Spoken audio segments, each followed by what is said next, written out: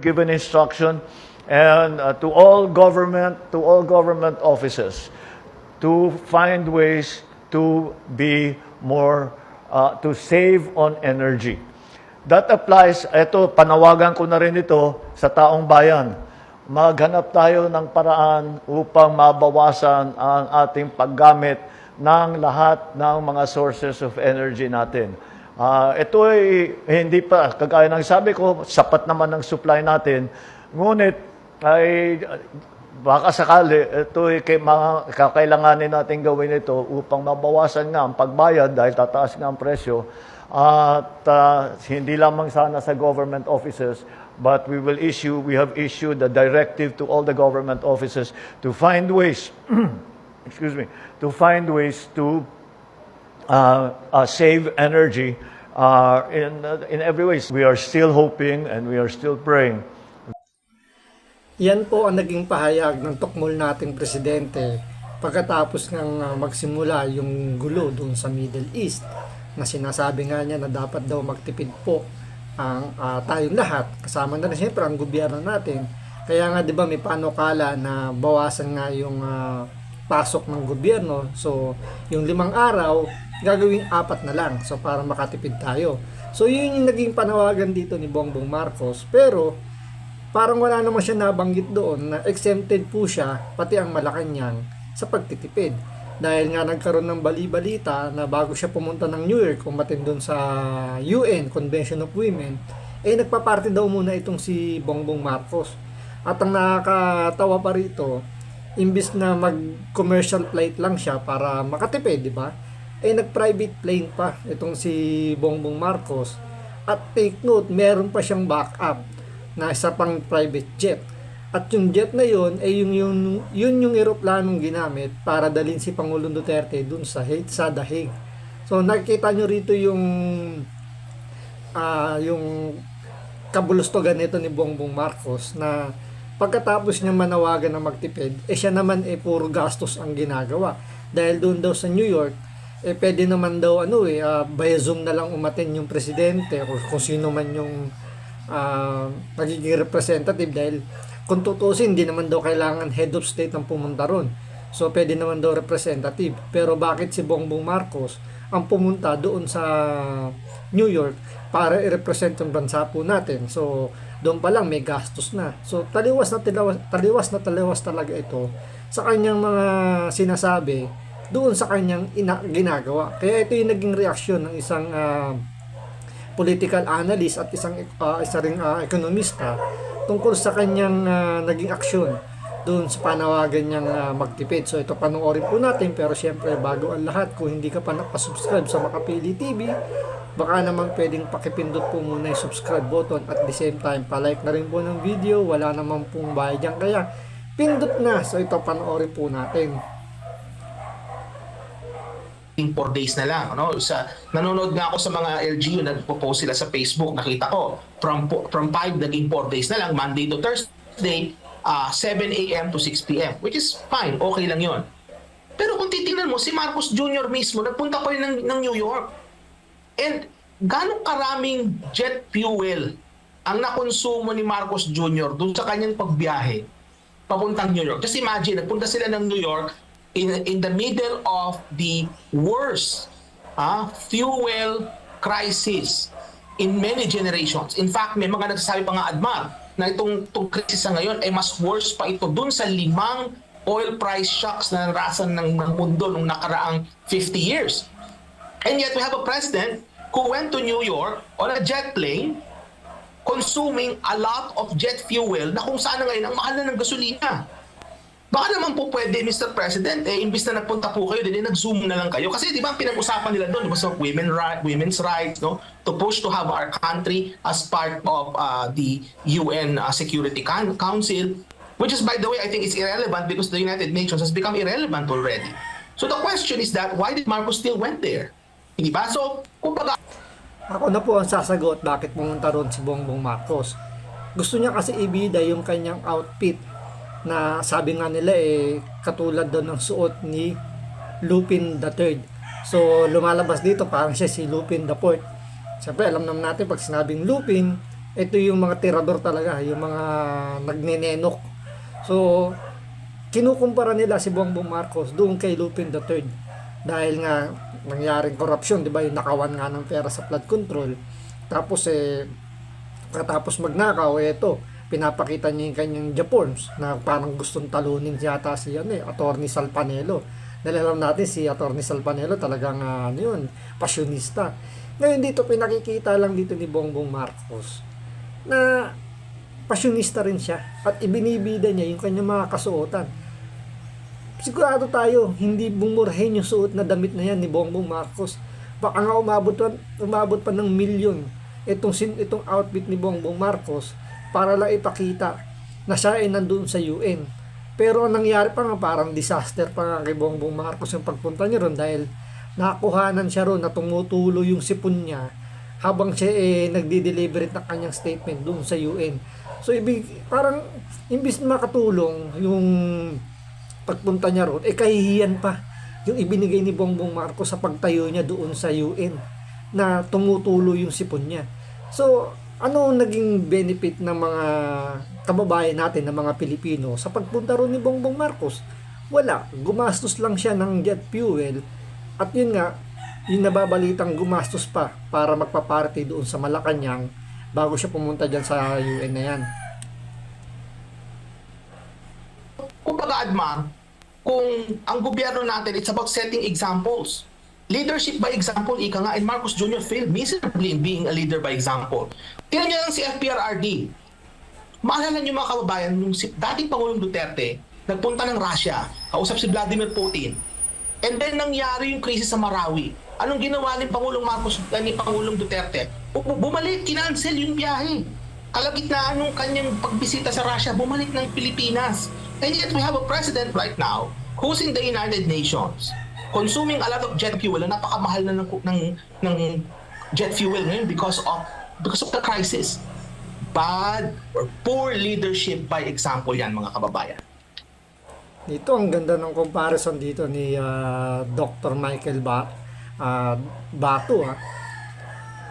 Kung inyo nga maaalala, di ba? Ano yun, yung meeting ni Pangulong Duterte at ni Vladimir Putin, napaka-importante nun. Dahil nagbibuild ng good relationship itong si Pangulong Duterte sa mga superpower na bansa. So, maliban sa Amerika, alam naman natin na meron tayo dyang talagang immunity or sabihin natin yung good relationship sa US meron tayo. Although hindi naman natin nararamdaman yung sinasabi nilang good relationship na yun. Pero ito si Pangulong Duterte, nung nagkaroon nga ng conflict doon sa Marawi, kinancel niya. Isipin niyo si Vladimir Putin na yung kanyang ka-meeting. Kinancel niya at umuwi agad-agad si Pangulong Duterte. Wala na siya sa Pilipinas noon, nasa Russia na siya para sa isang meeting. Umuwi, kinancel para pangunahan yung pagpaplano kung paano mababawi uli yung Marawi sa mga terorista. Pero itong si Bongbong Marcos na dumadanas na yung Pilipinas ng kaguluhan, hindi lang do sa Middle East, kaguluhan sa flood control, ninakaw yung halos 1 trilyong piso, pero nakuha magpa-party at pumunta ng UN ng Amerika para lang umattend doon sa United Nations Convention for Women yata na yun. Na sabi nga rito, irrelevant naman yan dahil hindi naman yan kailangan. Hindi naman yan yung, sabihin natin, national security issue, di ba, na kailangan yung mga head of state. Kung titingnan nyo nga yung pag-attend ni Bongbong Marcos na tumulo yung sipon niya, siya lang ang nag-iisang head of state na nandoon. Karamihan puro babae dahil nga United Nations for Women. Anong ginagawa nitong tukmol na presidente natin doon? Paglalaban niya yung mga kababaihan. Pero ang binabanatan ditong politiko ay isang babae. Nakita niyo yung katukmulan nitong presidente natin na parang double standard na kapag ito kalaban sa politika, X ka. Pero hindi natin alam sino ba yung pinaputungkulan dito na ipinagtatanggol ni Bongbong Marcos doon sa United Nations for Women. Siguro yung asawa niya, yun siguro yung pinagtatanggol niya, o baka naman si De Lima. o si Ann Curtis ang pinagtatanggol niya doon sa UN. So hindi natin alam. Siya lang ang nakakaalam nun dahil nagpresenta siyang pumunta ron na hindi naman kailangan. Kahit nga yung ambassador na lang siguro natin sa Amerika yung pumunta ron dahil kung tutuusin hindi naman kailangan ng head of state. Pero bakit? Bakit nandoon si Bongbong Marcos? Siya ang tumayo para magsalita doon sa United Nations for Women. Opo, sinasabi nga po dito kasi napag-uusapan na kung mawawala itong excise tax, at least 6 pesos daw po ang mababawa sa kada litro ng diesel, 10 pesos naman sa unleaded, liquefied petroleum gas, at iba pang mga produktong petrolyo, tapos may 12% pa na VAT, no? So ang next ko po na tanong, kung hindi po, kasi parang ito yung sinasabi nila na ito yung mawawala sa atin for 2026 pag mag-umpisa, at maaari pang tumaas kung mas early pa yung pag-umpisa, kung March ba yan or April. So yung tansya na 136 is kung mag-umpisa ng Mayo ang excise tax na tatanggalin. Now ngayon po, meron pong pinaplano ang ating gobyerno na subsidiya na lamang po. Kaya bang matapalan po nitong subsidiya yung epekto talaga, unlike doon sa pagbawas mismo ng excise tax, Doc? Alam mo kasi, ganito yan. Sa ngayon kasi, Admar, we don't know how long this crisis will last. May mga nagsasabi na, sabi ni Donald Trump, malapit na raw matapos. Kaya nga itong Brent crude, from 120 kahapon, naging mga 109 na lang ngayon. No? Tumaas talaga kahapon, talagang bumulusok po yan. Kasi nga hindi natin alam kung hanggang kailan. In terms of itong mga suite of policies na gagawin ng ating gobyerno, nakadepende ito how long they expect the crisis to last. Kasi itong sa kaso ng pag-suspend ng excise tax, the more na tumatagal ito, malaki nang mawawala sa gobyerno, malaki mawawala sa mananakaw nila, ika nga. So kumbaga, ang mangyayari niyan is the more it lasts, malaki mawawala.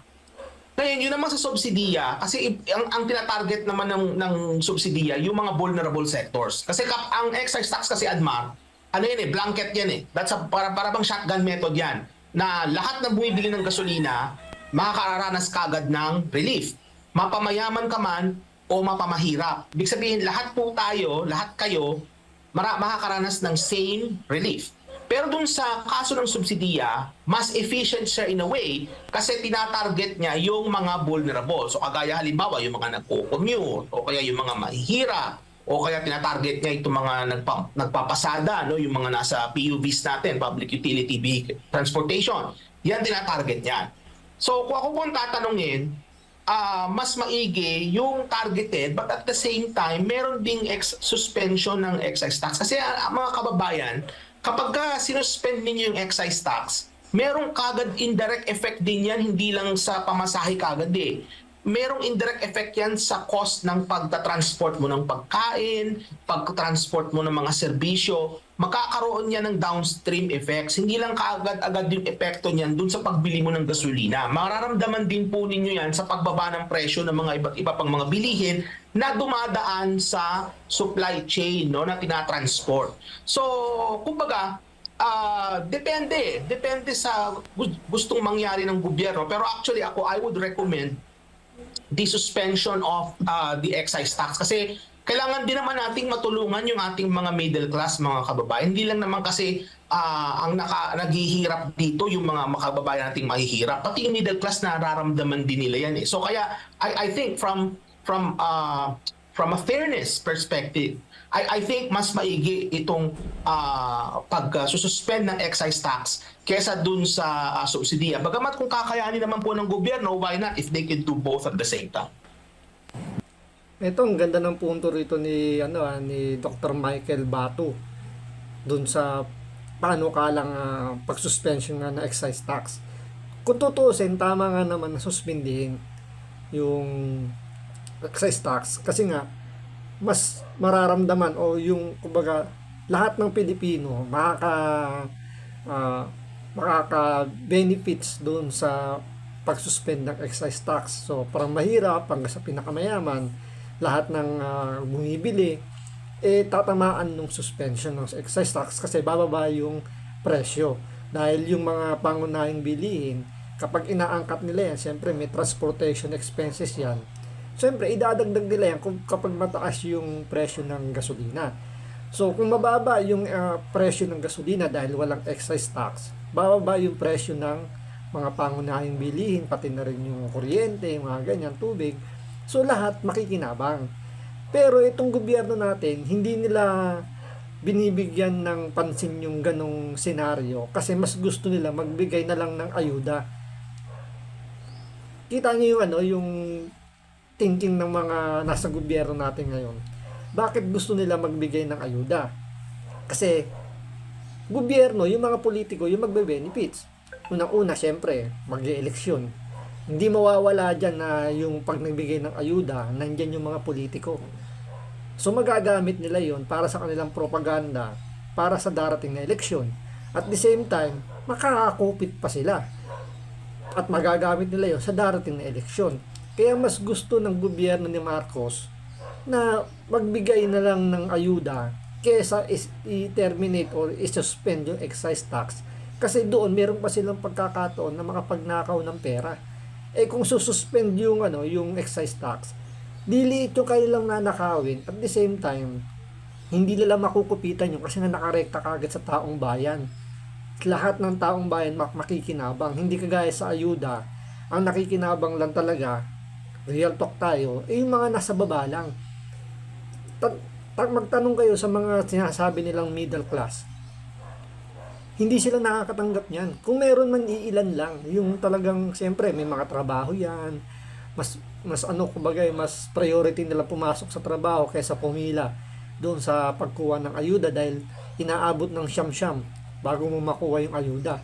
So, sayang yung oras at araw nila doon sa kundi sila papasok para lang makuha yung napakaliit na ayuda. Buti sana kung kasing laki ng ayuda yun nung nakuha doon sa COVID nung panahon ni Pangulong Duterte, which is nasa 8,000, di ba? Pero yun, per ayuda. Ngayon din sa panahon ni Bongbong Marcos, magkano lang ba ang nakukuha ang ayuda? Tapos magugutom ka pa dahil pipila ka na napakahaba, kakain ka lang napakaraming oras bago mo makuha.